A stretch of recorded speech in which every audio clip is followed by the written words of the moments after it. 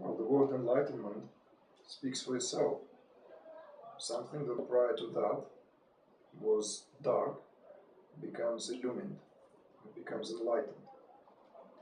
So, enlightenment is metaphorically and literally means the illumination of all spheres of the being, of all levels and on all levels.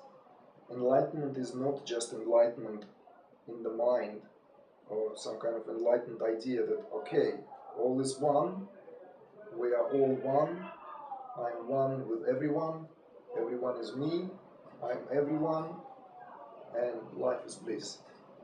That is still vibrates, it's a beautiful thought, a profound thought, a thought to be cherished, a thought to be contemplated on, a thought to be shared with the others.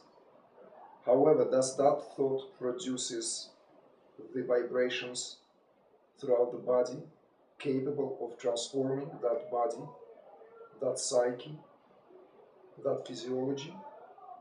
I'm not so sure. For instance, when a being is hungry, the great teacher of our time, Maharishi Mahesh Yogi, used to say, if someone wants to eat, and if you talk to him about food, it's not going to quench the hunger of that being. If someone is hungry, that person should go to the kitchen and eat. It's as simple as that. Why? Because the hunger may be an idea in the head, but in order to quench that idea, we have physiology. So our physiology, our mind, our psyche is so interlinked and inseparable that to talk about them in kind of different terms is an absurd. It's absolutely it doesn't make any sense. This is why my answer to all those teachers, New Age or what have you, who insist that it's enough to have an intellectual click or some kind of revelation to feel happy ever after, I would say that that is only at the beginning. It's only a platform on which you would have to build something what is actually called a happy life. Now, the physiology aspect is very important because consciousness is structured through our physiology. Our physiology is nothing but reflection of consciousness on all its levels, from the hormone-producing glands to the electromagnetic functioning in the brains, for all these charges, plus and minuses. I'm simplifying it for the conversational, form of this discussion, to the actual formation of the cells in the body. All these processes are interconnected. All the juices that we produce, like on the level of the gut, and then they affect our mind and vice versa. That's what makes the human being such an interesting event, because we are like completely, on one hand, we are living gods, on the other hand, we are not different from any other animal life. So we need to remember that. And I deeply believe that enlightenment is a psychophysiological process. Since consciousness is structured through our physiology, so enlightenment should take place in our physiology. There are many traditions that speak of the latent energy that resides somewhere at the base of the spine, what have you. You all have a clue. You all have an understanding according to your own upbringing, according to your own cultural background of what I'm talking about. It could be called the logos, it could be called Kundalini, it could be called Shakti, it could be called, whatever the word you choose, resides in your body as your body. It resides in your body as your mind, as your thoughts, as your psyche. And that is why I'm saying that enlightenment is inseparable from physiology.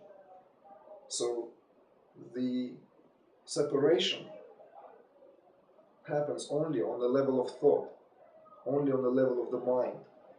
But that cannot produce the lasting result.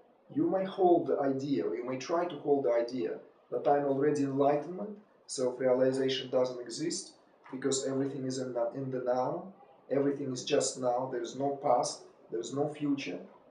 Yet, as a being, you are still bound by time and space. You're still bound by hunger, thirst, and all countless desires that are basically lay as a residue in your heart. So what do you do about that? Do you just fool yourself and create the mood of, an enlightened being going around, being happy, being lucky? How long is it going to last? So that's why I say that spiritual practice has to encompass being on all levels. It has to address all fundamental levels of human being. You have to work on the level of physiology, you have to work on the level of your feelings and emotions, and you have to work on the level of the mind, thoughts, intellect, and ego. You have to transcend them all, because your nervous system is that perfect vehicle which connects you with the supreme intelligence, with the supreme consciousness, with the cosmos as such, and the nervous system of a human being is uniquely designed to reflect what is at the very opposite poles of creation. It connects the lowest of the low and the highest of the high. Our nervous system is that gift, and a human being has that capacity. This is why I would say, let's not just discard the idea of enlightenment. I would say let's still cherish it. It's a very important concept that we've inherited carefully, that was presented throughout the long corridor of time and given to us.